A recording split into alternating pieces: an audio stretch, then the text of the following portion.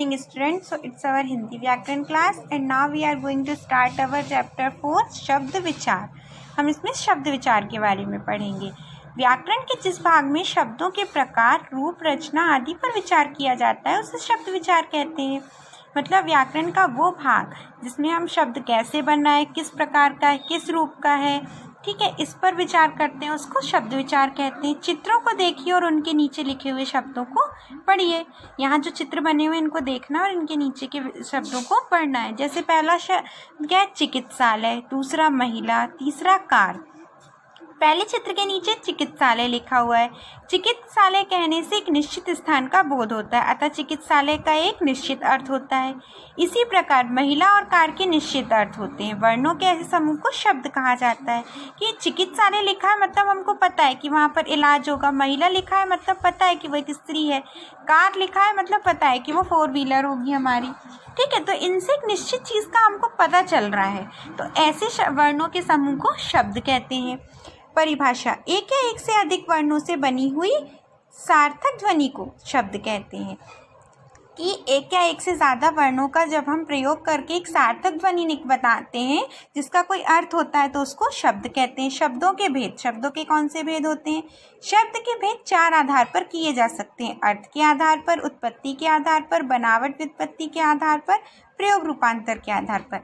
कि अर्थ के आधार पर कि शब्द का क्या अर्थ है, उत्पत्ति कैसे हो रही है उसकी बनावट कैसी है और उसका प्रयोग कहाँ हो रहा है। अब अर्थ के आधार पर देखते हैं कि कैसे होता है। अर्थ के आधार पर शब्दों के 2 भेद होते हैं: सार्थक शब्द और निरर्थक शब्द। सार्थक शब्द क्या होते हैं? वे जिन शब्दों से कुछ अर्थ निकले उन्हें सार्थक शब्द कहते हैं। जैसे लड़का, अध्यापक, रोटी, गाड़ी आदि। मतलब जिनसे कुछ अर्थ निकलता है उनको सार्थक शब्द कहते हैं। जैसे लड़का हमको पता है अब लड़का बोल रहे हैं यानी किसी लड़के के बारे में बात हो रही होगी। अध्यापक बोल रहे हैं यानी किसी पढ़ाने वाले के बारे में बात हो रही है। रोटी बोल रहे हैं यानी हमारे भोजन की बात हो रही है। गाड़ी बोल रहे हैं मतलब हमको पता है कि अब वो गाड़ी मतलब समझ रहे हैं हम जिससे हम आना जाना करेंगे। अब निरर्थक शब्द: जिन शब्दों से का कुछ अर्थ नहीं निकलता है उन्हें निरर्थक शब्द कहते हैं। जैसे वड़का, वाड़ी, वानी, वोटी आदि। कि इनसे हमको इनका कोई भी अर्थ नहीं है, लेकिन ये शब्द तो है तो ये निरर्थक शब्द कहलाते हैं। फिर याद रखिए व्याकरण में केवल सार्थक शब्दों पर ही विचार किया जाता है। कि व्याकरण में हम सिर्फ सार्थक शब्दों के बारे में ही पढ़ते हैं। व्युत्पत्ति के आधार पर, उत्पत्ति के आधार पर शब्द 4 प्रकार के होते हैं। तत्सम शब्द: वे शब्द जो संस्कृत भाषा से आए हैं तत्सम शब्द कहलाते हैं। जैसे अक्षर, अग्र, अतिथि, अनंत, अनुचर, अन्य, अमृत, अभिषेक, कक्षा, कपोत, केश, तप्त, सहस्त्र, सुवर्ण, धर्म, पुण्य, स्पर्श, नूतन, मित्र, शत्रु, सनातन, तरुण, ज्ञान, पात्र आदि। मतलब वो शब्द जिनको संस्कृत से जैसा का वैसा ले लिया गया है वो तत्सम शब्द कहलाते हैं, जिनके उदाहरण मैंने आपको पढ़कर सुना दिए। अब तद्भव शब्द: वे शब्द जो संस्कृत भाषा से के बदले हुए रूप हैं तद्भव शब्द कहलाते हैं। मतलब जिनको संस्कृत भाषा से तो लिया गया है लेकिन उनको बदल कर लिया गया है वो तद्भव होते हैं। जैसे आग का संस्कृत शब्द अग्नि है लेकिन उसको बदल के आग लिया।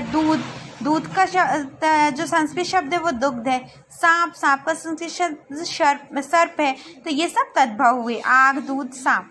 अब तत्सम और तद्भव अलग अलग दिया। जैसे आम्र का आम हो गया तद्भव, अंगुष्ठ का अंगूठा, हस्त का हाथ, अग्नि का आग, ज्येष्ठ का जेठ, सज्जन का सजन, स्वजन का सजन, मित्र का मीत, दधी का दही, पौत्र का पोता, दुग्ध का दूध, तैल का तेल, घृत का घी, पुष्प का फूल, आश्रय का आसरा, प्रिय का पिय, अश्रु का आंसू, रात्रि का रात, चंद्र का चांद, जिह्वा का जीभ, सूर्य का सूरज। तो ये सब कैसे शब्द हुए जो संस्कृत में अलग होते हैं और हम जब उसको दूसरी भाषा में लेते हैं तो तद्भव बनकर आए। ऐसे आगे दिए: ओष्ठ का ओठ, स्वर्ण का सोना, हास्य का हंसी, क्षेत्र का खेत, अच्छी का आँख, श्रृंगार का सिंगार, कार्य का काज, निद्रा का नींद, कर्ण का कान, कूप का कुआं। अब देशज शब्द: वे शब्द जो क्षेत्रीय प्रभाव के कारण बोलचाल में प्रयोग किए जाते हैं देशी या देशज शब्द कहलाते हैं। जैसे पेट, लथपथ, खिड़की, पगड़ी, धक्का, टक्कर, धड़ाधड़, भटकना, खटकना, झगड़ा, भोंपू, चिड़िया, फुगनी, तेंदुआ, डिबिया, कलकल, छपाछप, फटाफट, फटकार, गुसर पुसर आदि। मतलब जो क्षेत्रीय प्रभाव के कारण बोली में बोले जाते हैं तो वो देशीय देशज होते हैं। मतलब उनका ऐसे अलग से कोई बहुत बड़ा महत्व नहीं है, लेकिन क्षेत्रीय प्रभाव के कारण उनको बोला जा रहा है।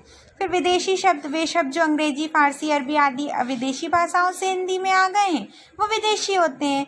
जैसे अंग्रेजी भाषा से master, school, rail, code, button, ration, station, agent, collector, ticket, गिलास, gas, doctor, powder, register, nurse, pencil, notice, cinema, rubber, box आदि ये सब इंग्लिश के शब्द हैं, ये हिंदी में आए हैं। फिर फारसी, आराम, अफसोस, आफत, आवाज़, आमदनी, आईना, उम्मीद, किराना, खामोश, खरगोश, गवाह, गोला, गुलाब, चांद, चालाक, चश्मा, जहर, जागीर, तमाशा, तीर, ताज़ा, पैदावार, पाजी, बीमार, सौदागर, सूद आदि ये सब फारसी भाषा के शब्द हैं।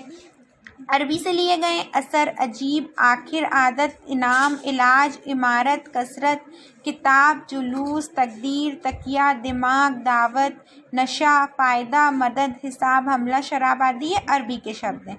तुर्की भाषा से उर्दू, काबू, कालीन, कैंची, बेगम, लाश, चमचा, तोप, बहादुर, मुगल, लफंगा, अरमान, कुली, चाकू आदि। पुर्तगाल भाषा से कौन से लिए गए हैं? अचार, अनानास, आलपिन, अलमारी, कमीज, कमरा, गिरजा, गोदाम, चाबी, तंबाकू, नीलाम, पादरी, पिस्तौल, बाल्टी, गमला आदि ये पुर्तगाली भाषा के शब्द हैं। मतलब जिनको हम सब हिंदी समझते हैं वो हैं तो हिंदी में लिखे हुए हैं, लेकिन ये शब्द अलग अलग जगह से लिए, अलग अलग भाषा से ये शब्द लेकर हमने अपनी भाषा में जोड़ लिए हैं। अब बनावट और व्युत्पत्ति के आधार पर, बनावट के आधार पर शब्द 3 प्रकार के होते हैं। रूढ़ शब्द, वे शब्द जिनके खंड का कोई विशेष अर्थ ना हो किंतु किसी विशेष अर्थ के प्रयोग में हो रहे हो, उन्हें रूढ़ शब्द कहते हैं। जैसे घोड़ा, हाथी। घोड़ा, हाथी का एक विशेष अर्थ है, इसमें किंतु इसमें घो और अड़ा, हा और थी का अलग कोई अर्थ नहीं निकलता। मतलब वे शब्द जिनके खंड करने पर कोई भी अलग सा बहुत अच्छा अर्थ ना निकल रहा हो, लेकिन किंतु किसी विशेष अर्थ में प्रयोग हो रहे हो। अगर जोड़कर लिख दो तो किसी विशेष अर्थ के लिए प्रयोग हो रहे हैं। जैसे घोड़ा, हाथी, इसमें घोड़ा और हाथी एक विशेष अर्थ है, किंतु अगर इसमें घो और अड़ा को अलग अलग कर दें, हाँ और थी को अलग अलग कर दें तो कोई अर्थ नहीं है। यौगिक शब्द, वे शब्द जो 2 या 2 से अधिक ऐसे शब्दों से मिलकर बने हों जिनके खंड का अर्थ हो, उन्हें यौगिक शब्द कहते हैं। जैसे पाठशाला, पाठ, धनशाला, घुड़सवार, घुड़, धन सवार, विद्यार्थी, विद्या, धन, अर्थी। तो ये शब्द जो बने हुए हैं वो 2 शब्दों के मेल से बने हुए हैं, ठीक है। और इनको अलग करने पर इनके जो अलग अलग शब्द बनते हैं उनका भी अर्थ होता है। इस प्रकार पुस्तकालय, धन आलय, प्रधानमंत्री, प्रधान धनमंत्री, नभचर, नभधन, आकाश में घूमने वाला, बाल विनोद, बालकों का आनंद, धर्मशाला, महाजन, अनपढ़, रसोईघर आदि यौगिक शब्द हैं। अब योगरूढ़ शब्द, वे शब्द हैं जो यौगिक शब्दों की भांति 2 या 2 से अधिक शब्दों के मेल से बनते हैं, लेकिन उनका कोई विशेषण हो जाता है। जैसे पंकज, चारपाई, लंबोदर, चक्रपाणी, पीताम्बर, दिगंबर आदि। ये शब्द 2 या 2 से अधिक शब्दों से मिलकर बने हैं और इनके मेल के कारण इनका एक विशेष अर्थ हो गया है। जैसे पंकज, पंकधंजा का अर्थ है कीचड़ में उत्पन्न, किंतु इसमें केवल कमल का अर्थ लिया जाएगा। चारपाई, 4 पैरों वाली, किंतु इसमें केवल खाट का अर्थ लिया जाएगा। अतः ये योगरूढ़ शब्द हैं कि अगर हम पंकज बोल रहे हैं तो पंकज का मतलब होता है कीचड़ में उत्पन्न होने वाला, लेकिन जब पंकज बोलते हैं तो उसका अर्थ सिर्फ हम कमल से लेते हैं। क्यों? लेकिन कीचड़ में तो बहुत कुछ उग सकता होगा, लेकिन हम सिर्फ उसका अर्थ कमल से ले रहे हैं। फिर चारपाई, 4 पैरों वाली। अब 4 पैरों वाली तो बहुत सी चीज़ें, कुर्सी में भी 4 पैर होते हैं, लेकिन हम यहाँ पर सिर्फ खाट का लेंगे, तो ये सब योगरूढ़ हो गए। इसी प्रकार अन्य शब्दों को भी समझना चाहिए। प्रयोग के आधार पर शब्द 2 प्रकार के होते हैं, विकारी और अविकारी। विकारी लिंग, वचन, कारक, काल आदि के अनुसार जिस शब्द के रूप में कोई परिवर्तन होता है उसे विकारी शब्द कहते हैं। जैसे लड़का, लड़के, लड़की, लड़कियां इत्यादि, ठीक है। जैसे लिंग के आधार पर बदल रहा है, वचन के आधार पर बदल रहा है, कारक काल के आधार पर अगर कोई शब्द में परिवर्तन होता है तो उसे विकारी शब्द कहते हैं। जैसे लड़का का लड़के हो गया, लड़की का लड़कियां हो गया। विकारी शब्द 4 प्रकार के होते हैं। संज्ञा जैसे लड़का, लड़के, लड़के ने, लड़कों के लिए, लड़की, लड़कियाँ। फिर सर्वनाम जैसे वह, वे, उसे, उन्होंने।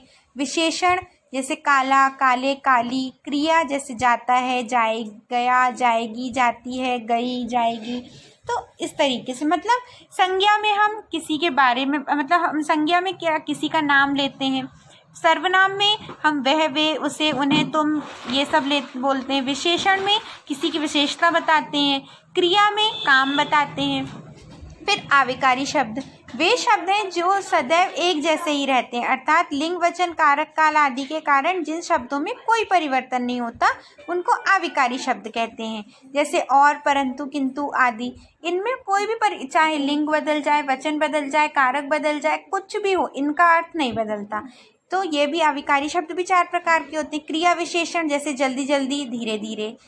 संबंध बोधक साथ, सहित, पर, बिना आदि। समुच्चय बोधक और, एवं, तथा, अथवा आदि। विस्मयादि बोधक हाय, अरे, छी आदि। तो ये सब हमने अविकारी शब्द भी पढ़ लिए और उनके प्रकार भी पढ़ लिए। तो इसके साथ आपका पाठ यहाँ पर समाप्त हुआ। Thank you.